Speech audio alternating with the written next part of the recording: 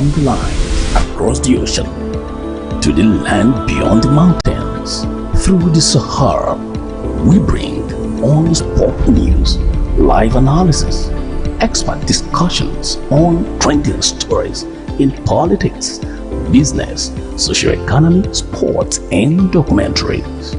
So catch all the updates on the happenings around the globe. Stay tuned. And welcome to Atlantic Blowout. This is Atlantic Television Network and the program is Atlantic Blowout. It's a beautiful morning and it's a beautiful week. Happy new month. Atlantic Blowout is a syndicated live program of the network featuring chit-chatting and conversations on special interest topics, on news events, on stories, through correspondent reports, through experts' opinion and also stakeholders' analysis. We have some stories we'll be looking at today, from what's trending in Nigeria. On National Assembly, Nigeria's refineries are ready by December 2024. This was a statement by Senate. And then on CBN,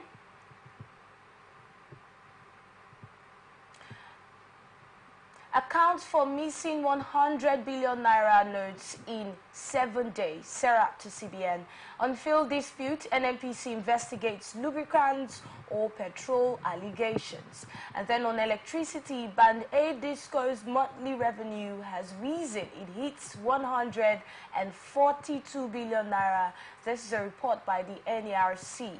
And on tax evasion, Oyedele is saying that vulnerable and poor people should be considered.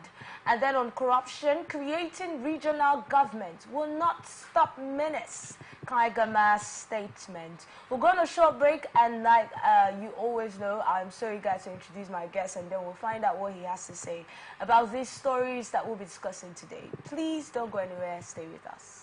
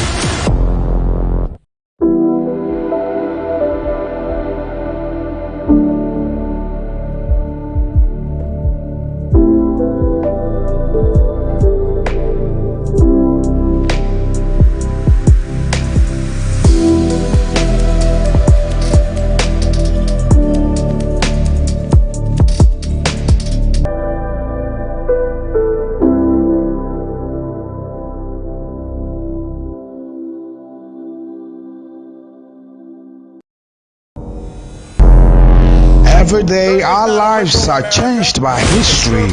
We are one people, all of us. Leaders, politics. Nobody's ambition is what's the blood. I have fought a very family. Natural occurrence, war, and the world economy. I belong to everybody, and I belong to nobody. ATN covers it all on ATN Politics today. From the line across the ocean to the land beyond the mountains, through the Sahara, we bring on-the-spot news, live analysis, expert discussions on trending stories in politics, business, socio-economy, sports, and documentaries. So catch all the updates on the happenings around the globe. Stay focused on the fact today. Only on ATN.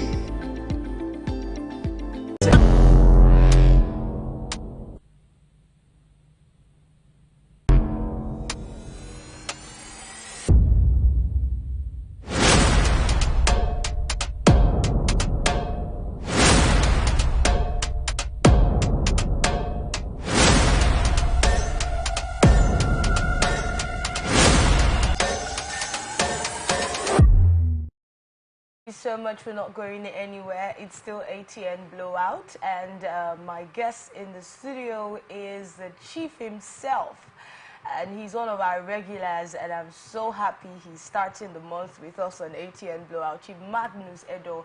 He's a traditional ruler, and he's also a public affairs analyst, always hitting it hard when he's on the show. Happy New Month to you, Chief. Thank you for having me. Happy New Month to the house. You know, I told you I have a very good feeling about this month. Yes, it's a wonderful month for all of us. Oh, it's already a wonderful month. You have that feeling too, yes. right? Yes, maybe they are going to reduce fuel price. Fuel price? Yes. Okay. Maybe we'll also see some other, because I have a very good feeling about this month. But let's go straight to the story now. The Senate has assured Nigerians that all the nation's oil refineries, please take note of that, all the nation's oil refineries would become operational by December 2024. Vice Chairman, Senate Committee on Petroleum Downstream Sector, Babajide Ipinsagba, gave the assurance on the weekend while speaking with newsmen in Akure, the Ondo State capital. Now, he says that the completion of these refineries will enable the country to meet its domestic fuel demands and also to ensure that internal consumption is no longer a challenge to Nigerians.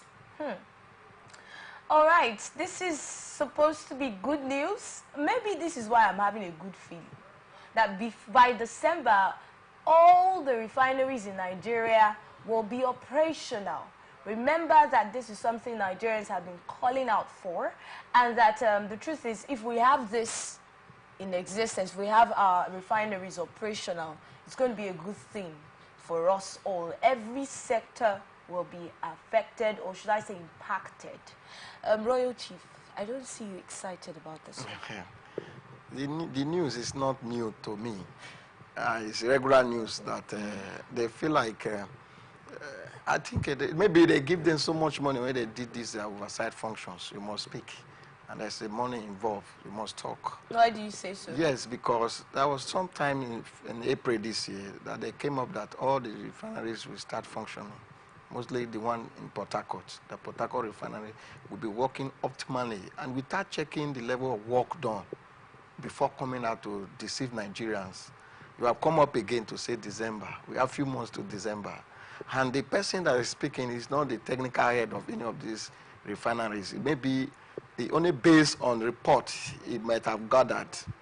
Sometimes this report may not be a realistic report that he has gathered. So for me, it's not something that I will jump up and start praising the Senate for saying that in December this year, all the refineries will start working. I can't clap for them because this is not the first time. Why do you actually feel like he doesn't have a say here? Remember, this is the Vice Chairman of the Senate Committee on Petroleum Downstream Sector. So this is not just anybody making a statement that he wants Nigeria to smile to. Don't you think there's some backing to this statement? Like I said, he's doing his oversight functions, but for me, it's never a reality. This is not the first time that a Senate committee chairman has been giving us hope. But for me, I don't see it as necessary at all, because before you come out with this, giving us percentage, this one is 90% completion, this one, it's not realistic at all. Because if you go there and discuss with the technical head carrying out these rehabilitations or all that, they will tell you the reality on ground. So why telling us, why giving us unnecessary smile, unnecessary hope? Why can't we wait till that December and say we are commissioning it, it has started working? This is what Nigeria wants to see. This is what we want to see. For how many months now will be giving us hope? That hope for me, it is not what we are expecting now. I want to hear that the refineries will start working this morning, and it has been working, and it's working. So if it's not working, Nigerians don't want to hear. We don't want to hear stories, because we elected them to effect change in the system. We elected them to effect a positive change in all areas of our economy, all sectors of our economy, mostly on these refineries issues that we are talking about, PMS and all that every year and then in this country. So I would rather advise the Senate Committee on Petroleum Downstream to go and do more work on how this thing be a reality. on how this thing will work for the benefit of all Nigerians. Okay, before we get to what they should do, why do you think this has been the case? Because you said for some months now they have been promising and giving Nigeria. It's not really months. This has been going on for years. We have heard it. We have heard different people come out, different top stakeholders come up to tell us, look, the refineries will be functional before the first quarter of next year, or before the second quarter of next year, or before the last quarter of the year. Okay, then we get to that point over here, or before the next quarter of next year. So why do you think it keeps happening over and over and over again? The actors have failed to prosecute those we felt that they are undermining the trust Nigeria gave to them to manage these affairs. Because I have not seen over the years, within the shortest period, that I start following up Nigerian politics and the happenings in this country, I have not heard that one person has been prosecuted in related to what is happening in our refineries. So what did you think, what do you expect when other government, the Buhari government came and gave us a lot of promises concerning our refineries? Have you heard any day that anti-graft agency arrested anybody that may have sabotaged the system or embezzled the money? Because I don't see the challenges we may have. Is it that there is no money? Is it that we don't have people? We actually have spent so much money. There are times when we're told the amount allocated to rehabilitation of these refineries, especially the Port Harcourt refinery, and then at the end of the day, we see it's still there. The people involved in this, I think the anti-graft agency to re-strategize their pattern. They should re-strategize their doings and focus on what is necessary for Nigerians. They should focus more and look inward and look at the people that have been given the responsibility. What are they doing apart from the Senate committee, which is just a oversight functions? It cannot order direct. It cannot order give directive. It's an oversight function. Maybe they came to his office. Maybe in either way they provide information for him. Do you see pictures him supervising the job on site, seeing things by himself and his team of senators? Do you see any pictures in whatsoever that, oh, we were in Port Harcourt, Kaduna refinery, we were there today, oh, we saw this. Okay, show me that pump. How the level of this pump? When is it started working? This one. So these are what I think the anti-graft agency should spring into action and arrest those people that is making this our refineries not to work, because they are no ghosts, they are human beings. Nigerians are not really happy about the fact that we have to import fuel when we have crude oil here. We export the crude oil and then we import the fuel more expensive than we export. It's quite a laughable experience. But Nigerians are not really happy about that because it is affecting every other sector.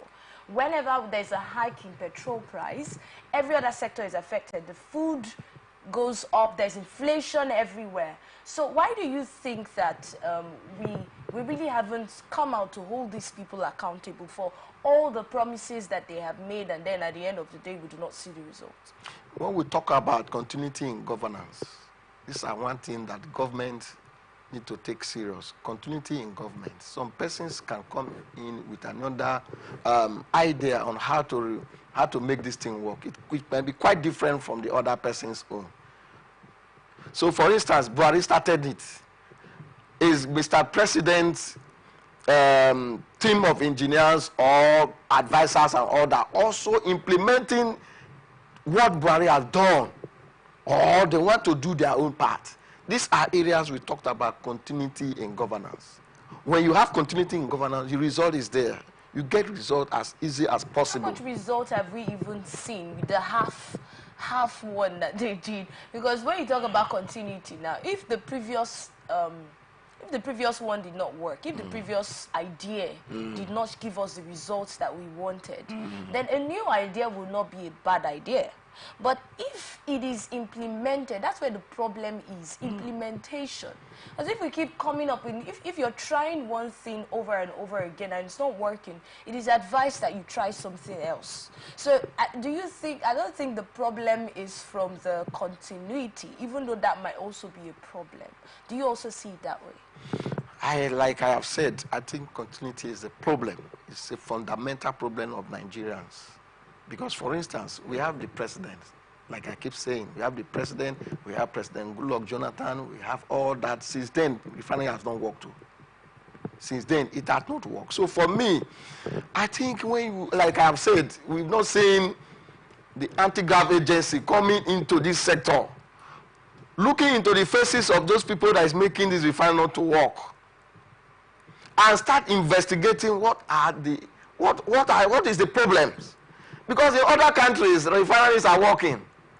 Let's look at these refineries working, or let's assume they begin operations, as it has been said, by December. Let's look at how this will get to impact, especially the local communities. Already, anything that comes to oil never benefited the communities directly, okay? Because let me talk like a Niger Delta person. Anything that comes about oil never benefited the community directly.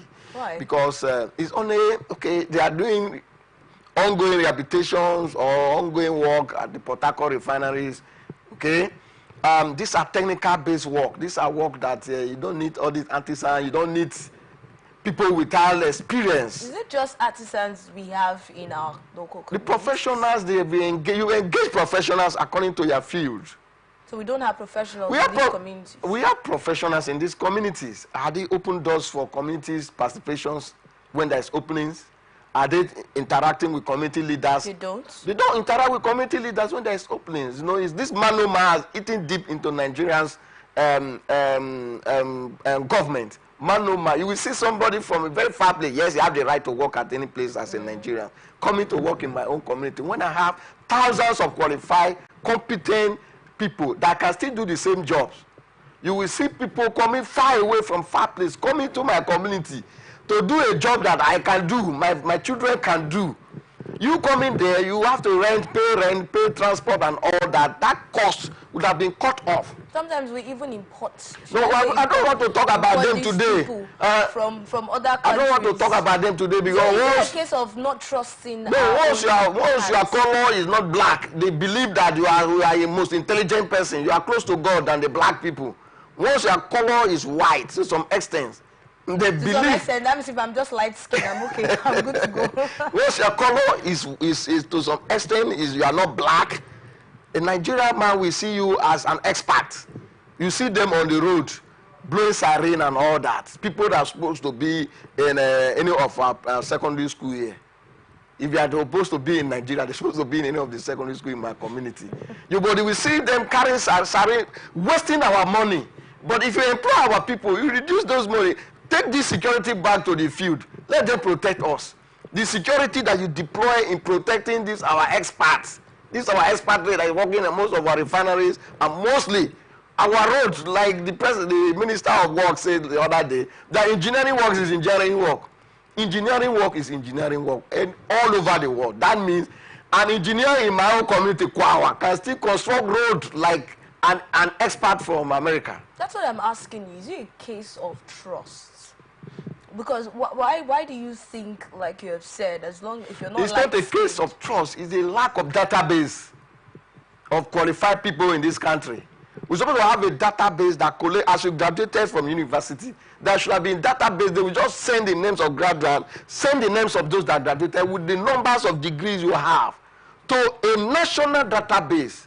If there's time for employment, you don't need to be looking for your brother that recently that just graduated, that not even, and at the end of the day you will talk about 20 years experience.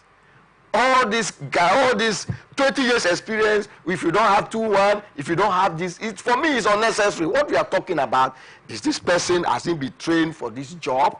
So if we have a national database, I study business administration, for instance, and they are looking for someone that can manage any business in this country. What do you do? When did I graduate? Okay, we are looking for 2008 batch. How many has been employed from this database? How many are left? Maybe others have joined other businesses. I've developed myself to other areas. I'm doing well some other areas. They can send me a message. Are you interested to do AYZ job? It's available for you to do. And I will call and say, okay, I'm available. Do they really want to do that? Is it really about database? You talked about liaison with traditional rulers of those communities. Isn't that enough to get the information of those experts in those communities? Is the will really there? Did they try to get these experts in these communities and then they found out that the problem was database?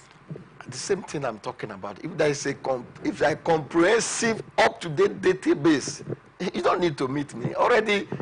You already know how many persons is from our community. It's already there, just to key in, and you will see it. What you need to do is to see recommendation from traditional rulers that actually this person is my subject. That is what you need, and the recommendation will go straight to the database. There's nothing like favoritism. There's nothing like you used to carry my file. Okay, so liaising with traditional rulers could bring in favoritism and all of that into the process. Of course, as a Nigerian, you must face the fact and the reality. Put in your family. You will not do, for instance, you have somebody who have been carrying a file all these years and a small openness for them, and we are talking about empowerment. Okay? You use the person that is closer to you than the distant person. But even though it's not really supposed to be so, it's supposed to be most qualified. The most qualified. But let's also look at our educational system now. Looking at some of the reasons these people do not go for our locals, professionals here. Our educational system, could that also be one of the problems? We had a guest here the other day who told us how his son, who is studying electrical engineering, I think, who was actually at home, and then there was an electrical problem, and then the boy could not really solve it. That's not the very first time we're hearing a story like that, where someone was called. Were you the one who shared that story over who someone was called? I think I was on the panel. And then the person had to get a book to start reading through, and then after reading and reading and reading, he still could not repair that vehicle until they had to call one of these roadside mechanics who then came and repaired that vehicle. So we've had cases like that. So that's why I asked you earlier, do you think it's a case of trust now on our educational system and the people it produces? I cannot fault the educational system because I know they keep on producing the best in this country. You look at our doctors, they are becoming the best in the world. You know, we have the best lawyers, and they are a product of Nigeria's education system. So, like you know, one of the best journalists we have, you're a product of Nigerian educational system. So what I think is the people in power need to do more, need to look inward on how to do things right, you know. If you want to do things right, it's very simple, very, very simple. You have people to be engaged. Some persons might have not finished their previous, like for instance, like a story I had yesterday, somebody is earning salary from where you're not working because you have a friend or brother that at that time they were computing names. He just said, okay, just bring your names, let me put your name in. You don't come to work, you don't know anything about the work, but you're just in your house and just getting alerts.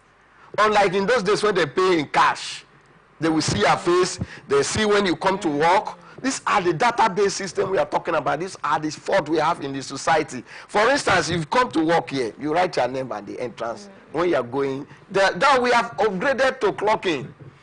If you clock in, when you come to work, it will show to your boss that you come to work late today. You don't need to mutilate. You don't need to ask somebody to do it for you. Why can't we get it like that in this country?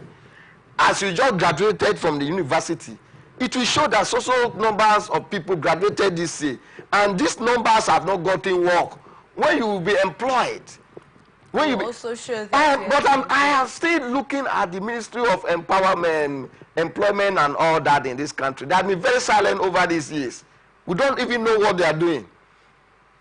It is very sad that we don't even know what they are doing. They only come and talk to us when there is money to share that we will not see for some extent.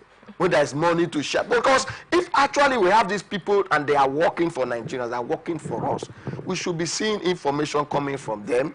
Like I keep saying, if we don't have a good database, how can we grow as a people? If you go to church, they take a record of people that comes to church that very day. Pastor is interested to know how many members were in church today. How many members we have elders, we have women, how many? Why is he doing that? He is trying to see that the organization is winning more souls for Christ. He's reporting to God that indeed today's service, God, we win like how many souls? So why are the government not winning Nigerian souls, winning Nigerians for them, for themselves and for all of us? Okay. All right, I actually hope that that's looked into further. Okay, let's go to the very next story now. CBN Governor Yemi Cardoso, Socio-Economic Rights and Accountability Project SERAP, has urged Mr. Olayemi Cardoso, Governor of the Central Bank of Nigeria, to account for and explain the whereabouts of the over 100 billion naira dirty and bad notes and other large sum of cash awaiting examination, which are kept in various branches of the CBN. Well, SERAP, which made the call through a statement issued by its Deputy Director, Kolawole, says that the allegations are documented in the latest annual reports recently published by the Auditor General of the Federation. SERAP has also urged him to explain the whereabouts of the 7.2 billion naira budgeted for the construction of the CBN Duse branch in 2010 and the 4.8 billion naira budgeted for the renovation of the CBN Abeokuta branch in 2009, and to publish the names of the contractors who collected the money but failed to complete the project. These allegations of corruption in the CBN. Royal Chief, what are your thoughts on this? I think I will thank Sarah for coming up with these things, because Nigeria will easily forget what had just passed. We were told last year that even up to now it's still affecting us. There's no money in circulation as per today. You cannot go to any bank and you get what you want as in cash. So what happened to those old naira notes? Hundreds of billions of naira, Nigerian money.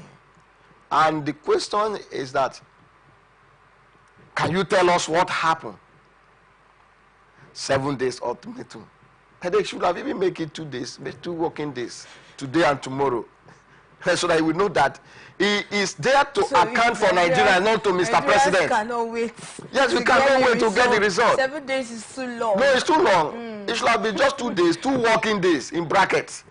So he is there to account for our money, our monetary policies, not to the president of this country. The CBN does not belong to the presidency. It belongs to Nigerians. It's our own money. It's our tax. They collect our tax, and it is our money for the good of Nigeria. So he is there to account for us. So if there's any more, maybe by this morning they might have found out more they will want him to clarify. They should do that and add it up. You know that these are, like we say, there are documentation in offices you occupied. And every person before you left office, they call what they call proper handing over. They might have handed over every property, the problems, the success, everything to him, and you are there to streamline things, to make things work. Contractors collecting money without going to site, this is corruption we are talking about. You publish the names of those contractors. I know that one will be the first that you will do because he wasn't in the office then. Maybe the person that left is not in good terms with him again. You will see names, we publish names within the 7 days. But this looks like something that we should look into. Probably something that should be done when these contracts are given, instead of waiting for a problem to surface before we start digging out the names of these contractors and then publishing it. Don't you see that as a solution? But actually publishing these names when these contracts are awarded.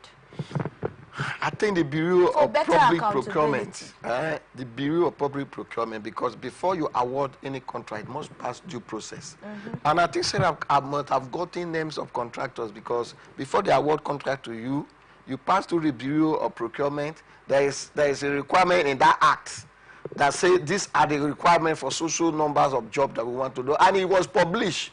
It must be published. The law mandated any agencies to publish it to the public for an open bidding. You get, so getting their names is not difficult if we actually have the database. If we actually know what we are doing as a country, it's very easy. You get there, you get what you want. But however, you can get the names, they will say they are not their contractors.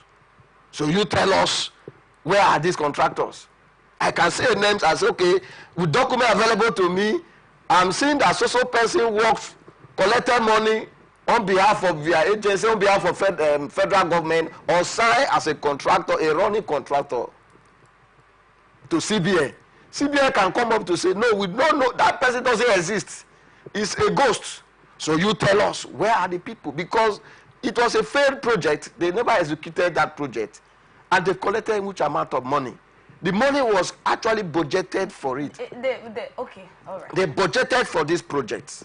There was amount of money budgeted for it. And in Nigerian system, I have not been seeing ministry returning money after the fiscal year, after the budget of a particular year. I have not been seeing ministries, apart from one of my community men that do return money as a principal.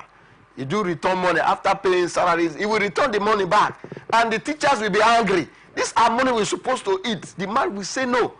He will return it back to government. And like they will say, you are not going to be rich, oh. But they end up being the richest in my community. Because returning those money, he keep training his children and all that. And once they heard the name of their father, they say, your father used to return money. You are also going to be a good ambassador of our community. That's why they say sometimes good names is better than wealth for some extent. So I think it is a clarion call for the CBN governor. For me, I've been talking, criticizing his policy that is not helping Nigerians.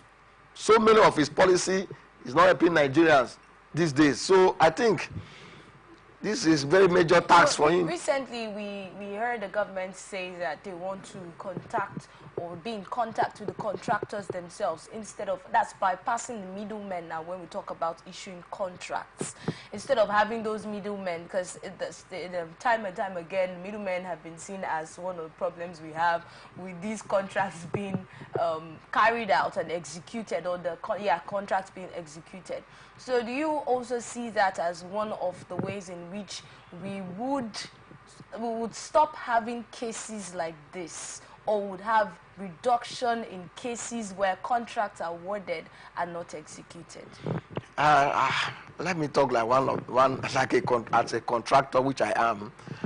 There are contract laws that you must follow. Okay, every government, we have a law that we must follow. For you to execute a contract, you might have gone far to get the required document that back you up. Okay, even currently now, before you can even be awarded a contract, there's some document we sign with anti-graft agency that you are not going to involve in money laundering.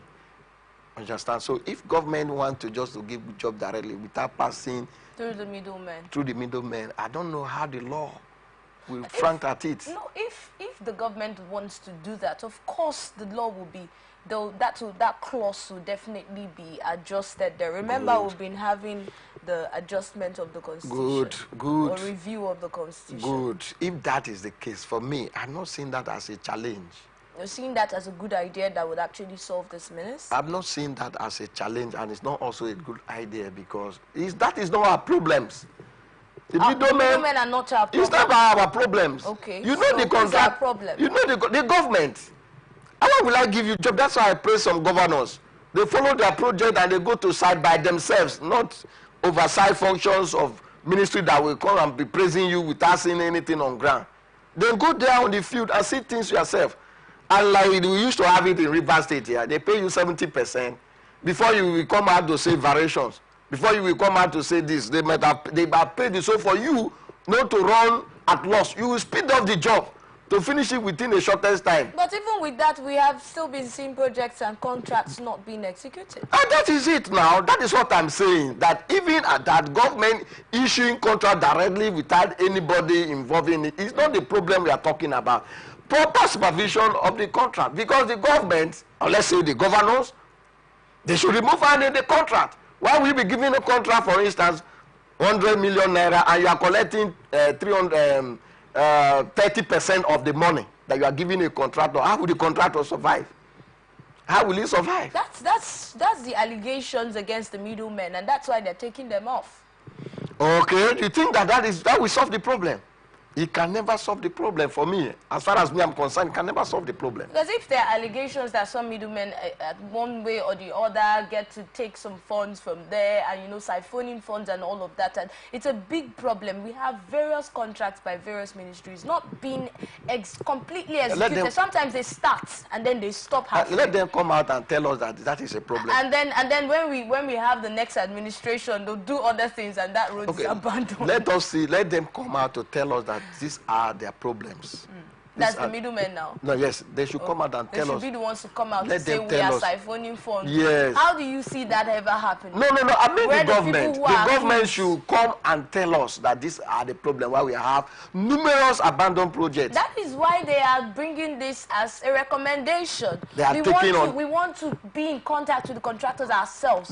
We want to siphon. We want to take away all the middlemen and just so that we stop having these issues. Well, the next story says the NNPC Retail Limited has launched an investigation into a viral video that was showing a fuel pump attendant demanding customers to purchase lubricants to dispense petrol. Now, the company said its attention was drawn to that particular video that had been circulating on social media, which shows a fuel pump attendant forcing customers to buy lubricants or engine oil as a prerequisite for purchasing premium motor spirit, also known as petrol. Now, the managing director of the NNPC Retail Limited, Hob Stockman, condemned the incident, stating that we are dedicated to providing clear, transparent, and quality service to all our customers, guaranteeing that their needs are met without any resource to unnecessary and unscrupulous conditionalities. Those were his words. He also emphasized that the company's customer service charter does not require customers to purchase lubricants or any other product as a prerequisite to buying petrol. There was a video that was circulated on social media. It's everywhere, being reposted by many, and that actually led to this particular story. We are not in support. In fact, our constitution does not state this. It's not part of our rules. So this is against our guidelines, and that's what has been stated now. The NNPC are investigating this particular video. Have you ever experienced this, where you go to buy fuel in the fuel station and they tell you must first buy lubricants, you must first buy engine oil before you can buy the petrol? When they said forcing, I'm just imagining, I'm just thinking out of my own experience I have seen, because across the countries that where we have fuel stations, there are options for you. They can't force you. Go to another fuel station. Yes, they can't force you to buy, but they only sampled it to you. That if you want to buy, you can buy. That's how it should be. That's how it should but be. In this case, they are forcing. Yes, that if you don't buy it, you will not be given petrol. You see, that's where we are talking about availability of PMS. In this instance, maybe within that environment, is the only person that was dispensing products. And they want to use that and a yardstick to market the order of their products, which nobody think about purchasing them. So now you will see a lot of queues. Okay, maybe in their own case there wasn't any queue, but you must buy our product. Why must you force me to buy what I did not plan to buy? Do you know how much I have in my pocket? How many Nigerians is filling their tank these days? Dollars of buying what I did not plan to buy. They're buying, they're very angry. You are angry now. You see the payments you are buying. You buy 10 liters with high amount of money, and you check it, your meters is not even rising up in your car. And you think of where you are going, and you are forcing me to buy. It's criminal. Okay, it's condemnable. I don't think, if I see such, I'm driving my car to a fuel station, and you are telling me that I must patronize you by buying a lubricant before I will quietly leave. I will quietly leave the environment and go to somewhere else that I will not be harassed, because it's customer harassment. And it's a crime for me. It's a completely crime, because you don't need to harass any customers. Yes, and that's why it's been looked into and being investigated. They should investigate that particular filling station and sanction it immediately. But some of these actions by some of these fuel stations, this is not just the only thing that some of them do. I actually saw that video. This is just one of it. We've also heard cases of increase in prices of the PMS, maybe more than the required price that has been, you know, stipulated for that particular product. We've heard different things happening with misconduct of some of these fuel stations. You see, when DPRO fail to do their jobs, it becomes a problem for Nigerians. Because, like, when I was much younger, I used to tell us that they don't open filling station closer to the house where people live. That was what we were told. I don't know whether it's written in any Nigerian book or law that they don't open. You used to see filling station and even gas stations. They don't. You don't but now take we it. have them. We have it in the compound, every neighborhood, everywhere, and you must be. They must pass through DPRO. DPRO must approve it. They must approve it before you can start operating. And I also remember in those days when you will see some agencies giving the what do they call them, pricing regulating agencies or so, regulating the price of PMS, and they will even come to your station to monitor your gauge, your meters, whether you adjusted it. I have seen cases where they will discover that this meter was adjusted, and the law also mandated them. They will force you to dispense free of charge as a punishment. But you we've will had dispense. cases like that. We've had case drivers complaining about that. That is it. Nobody is. And so rampant. That is the corruption we are talking about. Nobody is monitoring the process. Nobody is supervising them. They just come and call the managers. They gather money and give to them. Don't come. Oh, this is your quota. Allegedly. Yes. Not allegedly. This is what is happening. Have you seen? This is what is happening, because I remember in those days when I used to buy PMS in those days. When I'm saying those days, as if I'm old like that. But I remember, you know, I started driving cars at a very tender age. You know, from my 19, I started driving cars. You know, I've driven cars for the past 21 years in this country. And then when I would drive to some fuel station then in Port Harcourt, yeah, you'll be surprised. You see them, that people, they say they are around. All the managers and that filling station will adjust themselves and be looking very honest, and you see us buying fuel. They look for yes, they will look very honest, and you see all the meters. They will dispense as the meter. If it is 1 meter, you know that it's 1 meter you are buying. See the 30s now. Like for me, I used to have, if like the one I will use for my generator. Okay, I say, okay, I put inside this cake for me. If I see and it's not up to what I want, I will not buy again in my car. I will not buy again. And you see that they want to dispense with one particular meter. These are criminal acts. But today we have different prices from different. Nobody is regulating it. Nobody is regulating it. And sometimes the prices, the difference in the price is so much. Even though, not to be compared. No basis for comparison. These are problems we are having in the society. Mostly this current administration. They don't focus. It didn't start today. You came to make change. You renew hope. So we expected. We don't expect all the changes to happen in one day. Everything that we want should start. We can start seeing results that this one, at least this area, you started this, you started it. Because you have people you are paying money. You have people, government paying money to do this job. Why are they not doing the job? Must Mr. President start coming to filling station to check who is cheating Nigerians? We have people that are responsible for this. Why are they not doing the job? What stopped them from monitoring? But we are monitoring. Why are we not asking these questions? And that is why we are talking here. Aside this now, why are we not asking these questions? Why does it look like we have adapted so much to what might not really be right, and we just go over it like it's normal? A lot of abnormal things are now normal to us in this part of the country, especially this pump fuel price. It is very pathetic when you know that, oh, maybe the NNPC filling station are selling at a particular price, and it's always very different. And then you go to other filling stations, it's so different. The price difference is, there's no basis for comparison, like I said earlier. So you begin to ask, does it mean this is how it's supposed to? Some people even think that's how it's supposed to be. The law regulates that, you know, if you are taking product from Port Harcourt Depot, for instance, to Kano, you don't expect the same price. It is stated there are some price-related regulated agencies that have done this, their calculations. So like if in states, it's different per state based on the closeness to where you are lifting it from. But individual, what do they call it? Private marketers, you know, independent marketers, you sell as you buy. You get that's what they usually say as their own excuse for what is going on. Because we don't have a system on ground. I keep saying that. If you go to major marketers, I won't be mentioning their name. Let me not do free advert for them.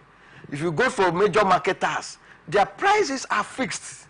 You can't change it. So what happened to independent marketers? That their prices, you go to this place, and in most cases, they don't sell the best products. In most cases, they sell adulterated product to Nigerians, and we consume it. And every day you see us suffering with our engine having issues. You cannot even fault that, because we have had the issue of the bad fuel that was in circulation. Yes. At least that one was everywhere. Yes. It was in the news. People's vehicle engines were destroyed, and it was not really a funny.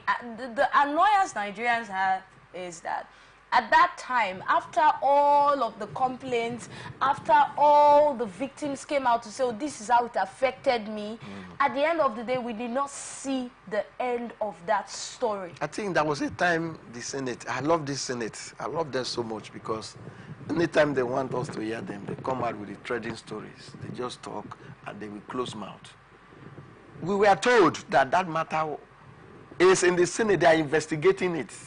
And to me, I don't know how many years you can investigate the matter. But it doesn't take police 2 minutes to arrest someone. Now you are in the correctional center immediately. So why is it that when they come for high-profile cases? Yes, like you said, it's a high-profile case. When it comes to high-profile cases like this, which is very contentious, cases that all eyes are on the board, saying how you want to rule it, it takes time. Yes, it ought to take times. But we have people that they don't do any other thing. Their job is just to investigate. What other things are you doing when your job I remember then they told Nigerians is to investigate? If you're affected, go to court. And a lot of Nigerians actually went to court. Like, people took it upon themselves. They went to court. They were giving us updates on what's going on. Oh, this is how it is now. The Nigerians that are so busy, you know how it can be to follow up issues. If there's a case, Nigerians just prefer to just pay it off and leave. But these people took the pain to go to court, and then at the end of the day, we did not see the end of that story. Well, let's look at this next story now. The revenue collected by electricity distribution companies, DISCOs, has increased significantly by 42.29% to 142 billion naira in April 2024, following the hike in electricity tariffs for approximately 2 million customers in Band A. The revenue in March was 100 billion naira. The removal of electricity subsidies for customers in Band A in April resulted in a tariff increase from 68 naira per kilowatt to 225 naira per kilowatt.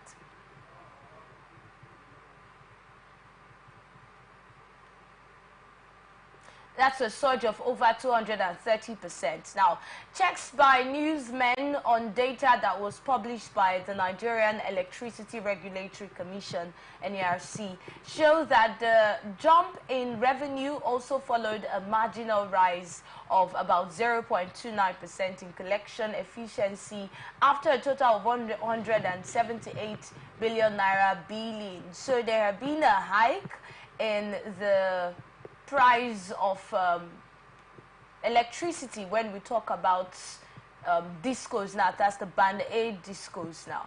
Let's go back to the beginning of the whole electricity hike. I like to ask my guests this question, especially when we talk about electricity.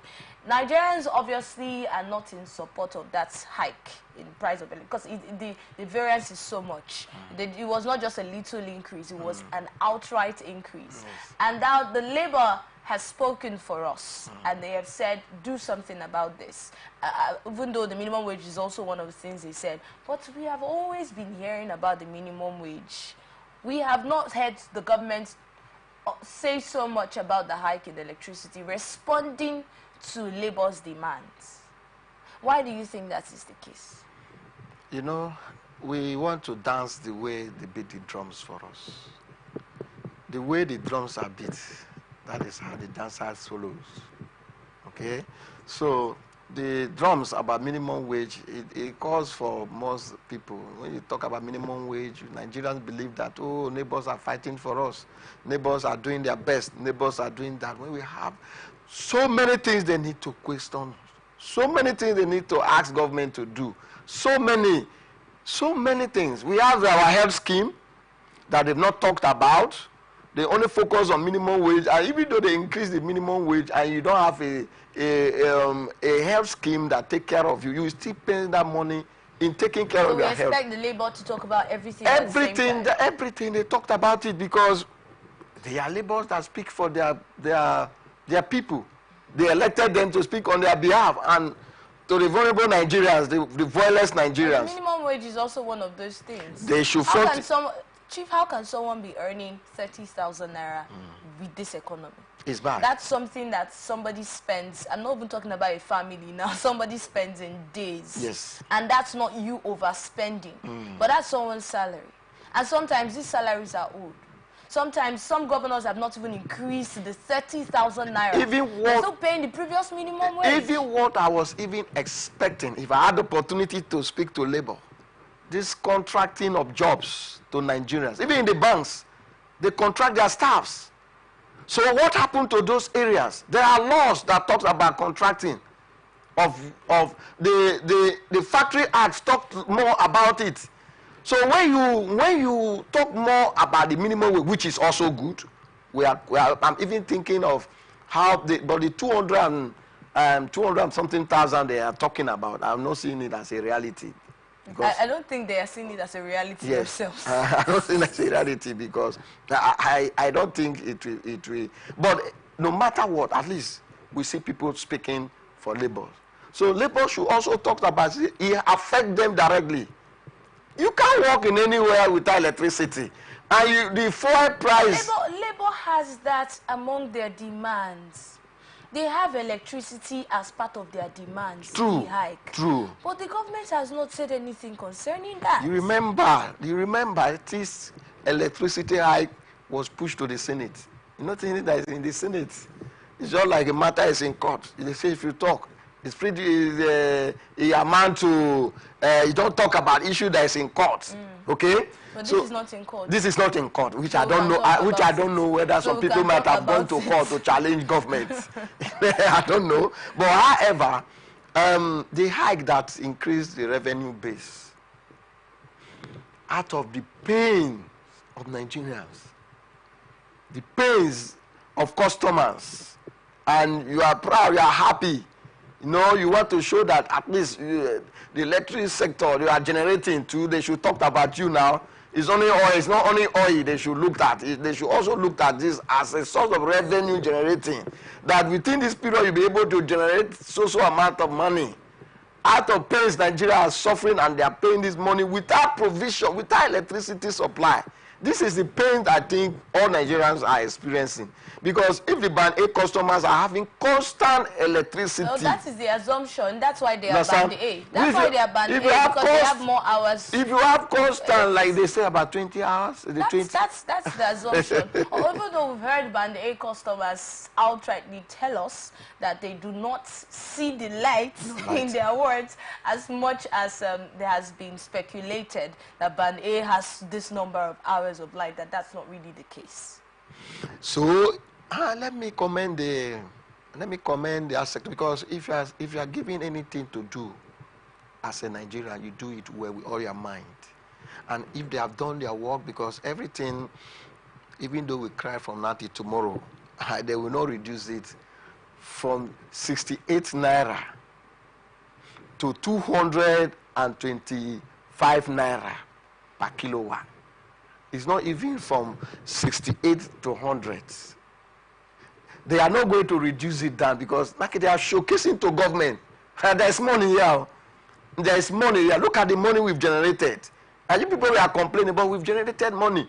And you think government will say, oh, bring it down so that the revenue will drop? No.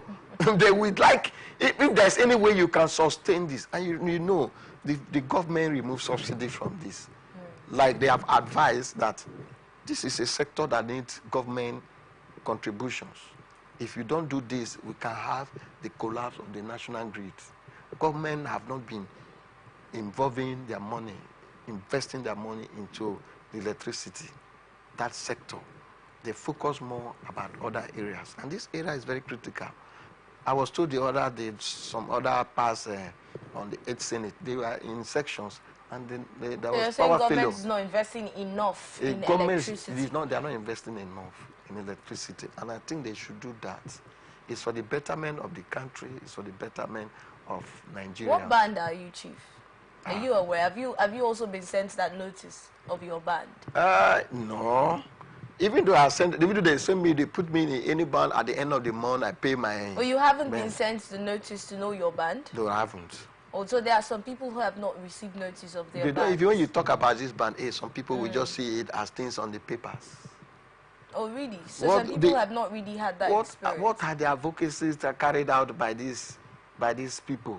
Have you heard any jingle? Have they come here to pay for any jingle and be talking about it? It has been in the news. In the news, Who's not aware of the different bands now? You see, the problem we have is like, you just flash a news, you talked about this. Nigerians are busy looking for how to eat. And Nigerians, like I said, that who beat the drums, detect how you dance it.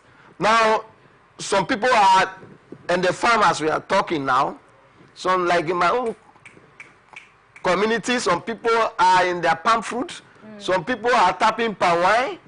These are local means of educating the people.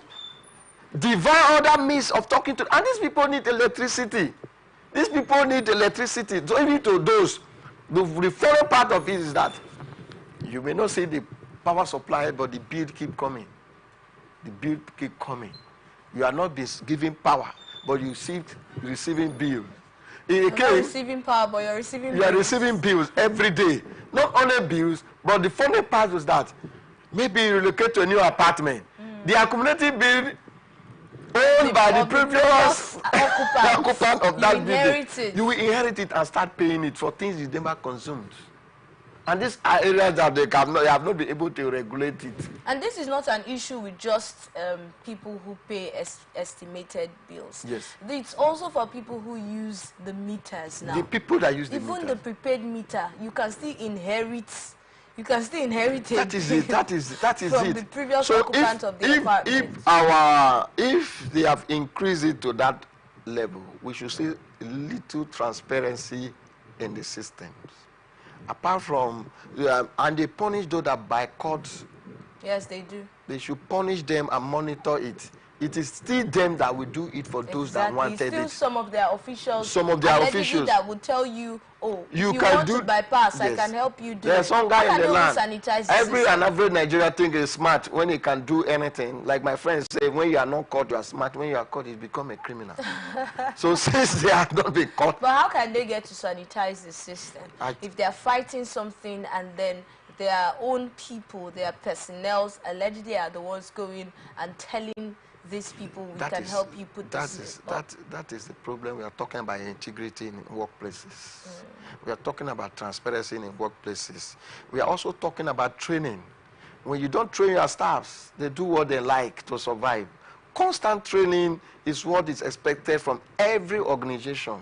So that, like for instance, even though they will say every time I've been talking about it, if you go to the police today, Monday, go to the CP's office, you will see every head, they are there for special, what do they call them? What do they call? Special awareness, security tips for their personnel every Monday.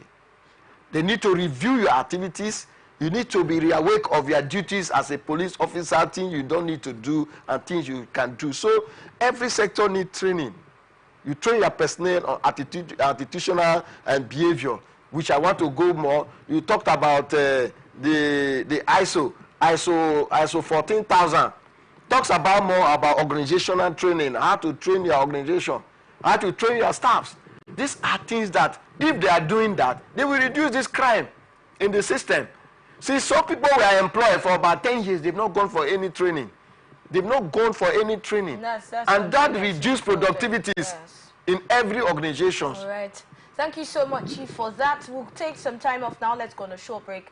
And when we return, the conversation continues with other stories. Please stay with us. From the line across the ocean to the land beyond the mountains, through the Sahara, we bring honest pop news, live analysis, expert discussions on trending stories in politics, business, socio-economy, sports, and documentaries.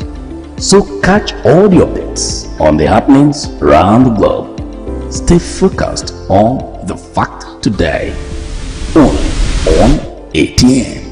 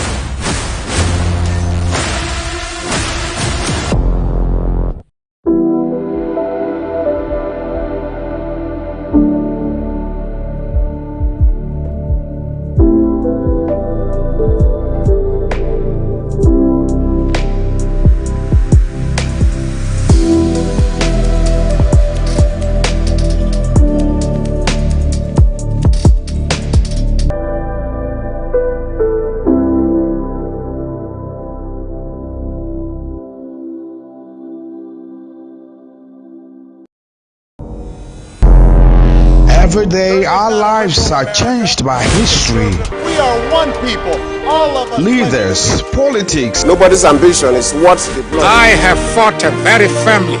natural occurrence, war, and the world economy. I belong to everybody, and I belong to nobody. ATN covers it all on ATN Politics today.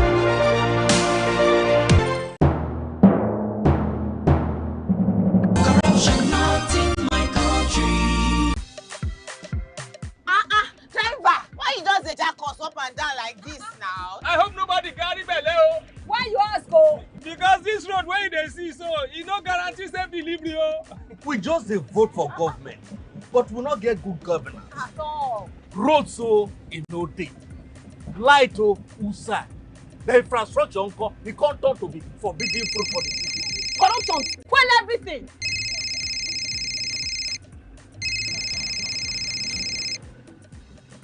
Hello?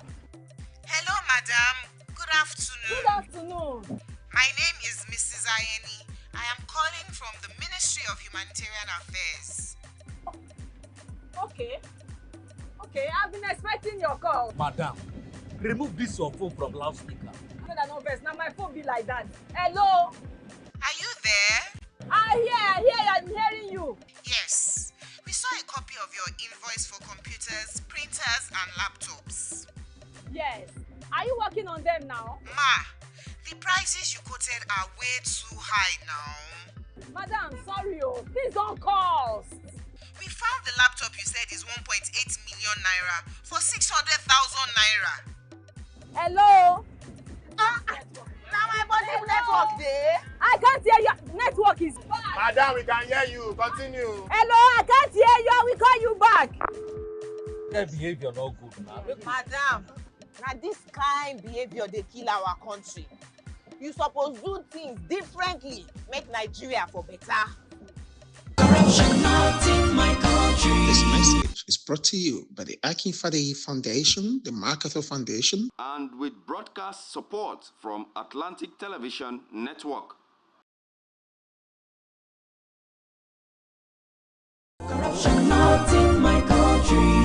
I don't get a lot. Boy, they won't booga me small. They say, man, give them bribe. I say, nothing. Okay, now, we'll go block later. You remember that contract we will do that time now? They don't pay. But first, You see the house rent with the old since. We go first call caretaker, take the money, slap am. Beg, see, you know, say I get annual levy why they pay for club. Where me and boys they shout beer in our house, I supposed pay that one. You remember say me and tell you I go buy you motor. I go buy na. Okay, they pay you money now. We don't they beg caretaker? Why would they beg landlord, old man, and they agree give us time? Money can't come now. You won't divert time. You said na corruption. Corruption, not in my house and not in my country. Sure? Sure. Corruption not in my country. This message is brought to you by the Akinfade Foundation, the MacArthur Foundation, and with broadcast support from Atlantic Television Network.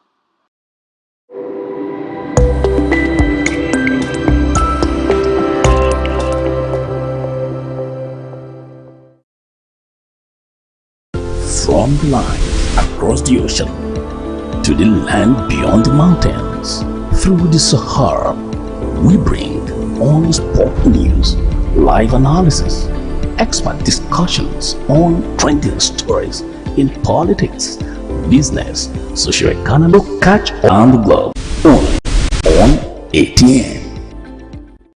We are always delighted to know that you're still with us. It's still ATN Blowout. I still have my guest, Chief Magnus Edo, with us in the studio. Now we'll move straight to the next story, talking about the poor and vulnerable people and the fact that Oyedele has said that they should get tax exemption. Well, the chairman of Presidential Task Force on Fiscal Policy and Tax Reforms Committee, Taiwo Oyedele, has proposed a tax exemption for poor, vulnerable people and believes that the country does not need to increase taxation to generate revenue. Oyedele stated this in a television interview, and he said sadly that the system we have today is trying to tax everything and everybody. You know, if it moves, tax it. If it moves again, tax it even more. That seems to be the approach you have today. You would imagine that those who are selling sachet water, which water, how much possibly can they or can be their capital then profit before you get to talk about other things? So he's saying, let us leave the poor and the vulnerable out of taxes. Do not take taxes from them at all. And I saw you nodding to that, Chief. Is this something that should be embraced? Yes, but I don't think it's to some extent, because the government, the law, is talking about people selling sachet water. And then let's come back to our local communities. Let's come back to our rural areas. I don't think if you're selling things in the rural area, there is more meant for you to pay in your rural communities. Okay, even your local community, yes, you have the tax, you pay there. You don't pay tax as such in the local communities. But when you come to, like for instance, go to Rumokoro Market, it is the law that mandated the local government to collect levy. So if you are stopping them not to collect levy, then the law needs to be amended. Because it is one of the responsibility of local government to collect levy from marketers, from transporters and all that. This responsibility to do that. So if you want to remove tax from the vulnerable are they not, they are the people at the rural area, are the closer to the local government. These are people that are in these categories. But these are also people who probably might not be able to afford that is what, square meals. Let's even talk about two. Someone. So why are you taxing them? Come to slaughter market at Transamadi. You will see when they are taxing you above your commodities you are selling. Maybe you come to market with 500 hours of goods, and they are taxing you to pay 1,000 naira in a whole day. So what was the essence of coming to market? For goodness sake. So what we need to do, what I think we should do is to remove that tax, that levy thing, or give percentage of who to tax. These categories of people shouldn't be taxed. There was a time the former governor, there was a time the former governor of Cross River State, I think Ayadebe, yes, there was a time he removed taxes from all these small-scale business people. he used an executive order as the executive governor of the state and say, don't tax people at these categories. If you are doing small businesses, barbing salon, you are selling small kiosks, do not tax them.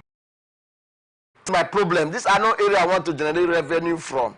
So if the state government can implement this and give instructions to their local government, this tax we are collecting, I'm not even seeing it as such. So stop taking it from the vulnerable people due to the hard economics, due to the hardship we are facing in this country.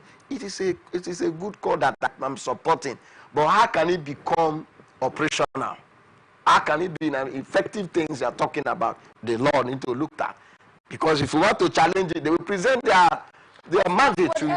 Whatever changes that will be done would definitely have to be effected in law if the law is already supporting that. The law is supporting that. Taking a look at these poor and vulnerable people, you come to think of it, you already talked about cases where they tax them even more than what they get, more than their own revenue. Of course. And that's very pathetic. Have you seen these people hawking on the road? For instance, I'm not supporting hawking for some extent, but because of the economic situations, someone that is hawking is not doing criminality. Okay, is sourcing for daily bread. Okay, now someone like hawking carrying what goods of 5,000 or 2,000, then you will see some tax collectors called the revenue agents arresting such people to pay hawking permits, standing permits, waiting permits, all kinds of permits. Even it is in the worst case is the transport system, the transport sector. Me as a logistics expert, we have been talking about harmonizing the taxations. For instance, if you have your stickers, you are coming from Maiduguri to Rivers State, and you have your stickers given to you from Maiduguri. Once you get to Lagos, for instance, once you get to Bayelsa, the Bayelsa tax force will hold you and say this one is from Maiduguri, it's not our own. We don't recognize this. Okay, you move from Bayelsa, you are getting into Rivers State. Once you reach, for instance, you reach Uniport, you will see another group of tax force will say, oh, this one is Bayelsa owner, yeah, you are in Rivers State. So we talk about harmonizing tax. These are areas that the government need to look at. Double taxation. Double taxation. We need to harmonize it and say that if we have a unified means. For instance, what we have done well, if you have your vehicle particulars being renewed, which is we are using auto check now. Yes, we are using auto check. If you have that, there's no part of this country you show your particulars. They will not tell you obtain this one from our state revenue office. It ought not to have been like that. Why can't we have that in stickers? Because it's affecting cost of goods. You are taking product from the northern part of the country to the south. Do you know how much they pay? We are not talking about bribing, corruption on the road by the police. You are talking about different permits, different. You do know that they even charge you for radio permit. You pay for radio, you don't even have in their car. You'll be collecting AC permits. You don't even have fuel. Talking of owning your AC. In these days in Port Harcourt, you'll be driving on the street of Port Harcourt in those days, and you will see some guys. They say they call themselves this. I don't like using the word. These days or those days, because you use both now. No, those days. I've not been seeing them these days like that. These days, I've not been seeing them like that. Maybe I'm not passing where they are standing. They'll be asking you of radio stickers. Radio stickers. And these are what this person is talking about. That don't advertise the vulnerable people in this country. But when you started your analysis, you said you don't see how possible this. Why? The law mandated the federal, the state, the local government to collect tax, and they will tell you this is a source of revenue. But if at all they don't, their revenue cannot sustain them. When they were not giving money, they were all shouting. Then but there was no law that stopped you from collecting revenue. They took revenue the previous month that they were owed. But if you are complaining because you are all focused on the allocation coming from the federal government. So if that is enough, why not abolish these small taxations on small Like a few days ago, we are celebrating World Medium Scale Small Enterprise Day. Okay, encourage people to get into business, and that will eliminate crime from the society. That will encourage business participation, competition in the business. Because, for instance, if I have my worth of goods, I want to go to a bar to sell. Getting on the roads, you will see people taxing you. Remember they monopolize that kind of thing in form of tax. Now, for instance, you cannot get goods directly from producers. There are some cartel people that they will tell you need to register. For instance, you are coming to my area, which we have a original gari in those days, Gogoni gari, for instance. Now, Okay. you cannot have direct. You just let it slide. Yes, Who says that's the original gari? Yes, in those that is they have been tested. It has been tested and confirmed. No problem. It has been tested and confirmed that the gari look more. I don't want to go there because I've been wondering, not to deviate, but I keep hearing that the Korea will come out and say the original gari, the Korea gari. Then you're going to come out and say, oh, the original gari. Yes. But let's go back to taxation. So now, if you remove, okay, you see those people selling gari in the markets, okay? Now you are taxing them to pay levy, okay? If the federal government can give a simple order that from now henceforth, based on what is happening in this country, these categories of people, let them be tax-free. Okay. Don't tax them because they are earning small. And from there, that's how they feed. Now, the instruction will go direct to the local government because this is where the problem lies. The local government chairman will educate their people, those boys that go from store to store. If you go to any of this market, there are some funny way they do. If they are moving, they just drop stickers on your market. They just drop it. They don't want to know whether you have started business that day, whether you have anything with you. If you don't say, they take it to the tax office. Taking it to the tax office, you warrant another amount of money that you will pay to redeem your goods, which is not good. We are putting hardship to ourselves. Then at the end of the day, we are focusing on federal government. Oh, Tinubu is not doing well. But you, at your level, you are more wicked than even the federal government. So it is a good one for me. All right. We hope that that's looked into. Let's look at the Catholic Archbishop of Abuja Diocese, Most Reverend Ignatius Kaigama. He has said that the corruption, dishonesty, bribery, self-centeredness that have enveloped the country, if the country goes ahead with the creation of regional governments as being promoted in some quarters, it would be efforts in futility. According to him, even if Nigeria goes ahead to create 50 states, and the issue of bad governance, massive corruption, marginalization, amongst others, are not nipped in the bud, then we are only wasting time as a nation. Just as he called for prayers for the country against backdrop, that prayers are more powerful and we must emulate Jesus Christ. Let's go back to the first paragraph of this particular story now, where he has actually stated about this issue. Yes, when we talk about recreation of states and corruption now, he has said that the corruption will continue even if you create 1,000 states. That's not a guarantee to end corruption. Yes, I have a way I want to look at this statement to start with. Okay. Corruption is something we are fighting. Like I keep saying, I will be saying it till I have result. That you don't fight corruption. Let's stop corruption. And if we can stop corruption, that will be nice for all of us as a country. But I want to ask one question. The essence of the religious sector is for them to help the society. Focusing more on only the government is not the best. When Christianity came into Nigeria and to Africa, they established schools. And did so many social welfares to the people. Are they doing that today? Are we having schools? The missionaries came to ensure that we have educations. They came, we have hospitals. These are what I expect our distinguished Catholic Archbishop to focus more on, not only on government.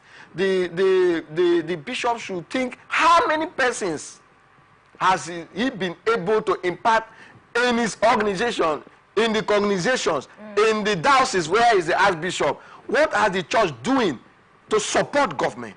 The church is there to support government. It is not about corruption. Corruption, we are talking about, it is what has kept us where we are today.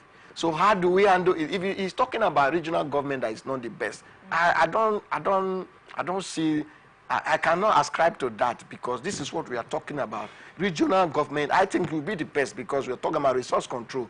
We are talking about you take care of what is coming from your area and then remit some to the state, to the federal government. Yeah, that should be the best. That should be the best for this country. So if how is that he's saying that if corruption is not handled, that is not still going to be a solution? That is what he's saying. But that would still have people siphoning funds. That would still have the region suffering because the funds are going to particular pockets. True. True. Like I have said, we must find a way to stop corruptions. Not talking about fighting it. That's what he's saying. The statement is said, I want to put it to him, let the church also help their members. That was the essence of Jesus Christ coming, to help the poor. That is the essence of the gospel. We have the missionaries, they came, they established schools. We cannot take away the fact that the churches have been helping their members. A lot of people, when you say poor and vulnerable, when they have issues, they always Do you know how much churches that own university charges? Did you hear what I said? Some churches have actually been helping their members. Of course. A lot of churches have people on payrolls. A lot of churches have needies in their churches that they are helping. How many churches that have schools in river states that they take care of the vulnerable in our communities? Most of the schools we attended were schools established by missionaries. So why can't we go back to those days? That will also reduce corruption. Okay, so churches should start building schools. They should start building schools. A lot of churches already have schools. And charges exorbitant rates. They even have free very schools. few. I need yeah, but we have that. Yes, but very few. That's not the government. That's not our government. Those are not the people taking our taxes.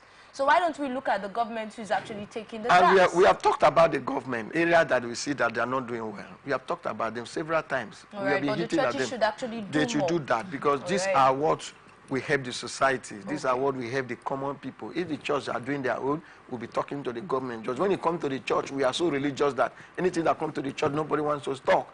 Because we respect our religious leaders, just like the traditional institution also need respect. It's people that we always talked about are the politicians. So I think everybody's hands must be on deck to ensure that we have a better society. Okay, it has been an interesting conversation with Chief Magnus Edo in the studio today. All right, thank you so much, Chief, for your thoughts on the topics. Always my pleasure. Yes. And big thanks to you for being a part of it. I hope you have an amazing month. Don't forget that we are open to connections on social media. We are open to funding. We are open to partnership, I beg your pardon. Don't forget to follow us on all of our social media platforms, on Facebook and YouTube at Atlantic Television Network, on Instagram and TikTok at Atlantic TV Network 1, and on X at Atlantic TV Net. Watch us live on our website at www.atlanticnetwork.tv. Always remember that peace and unity are the pathways to progress. Stay connected with us. Coming up next is Open Conversation. I am Enidoye Jackson. Please don't go anywhere.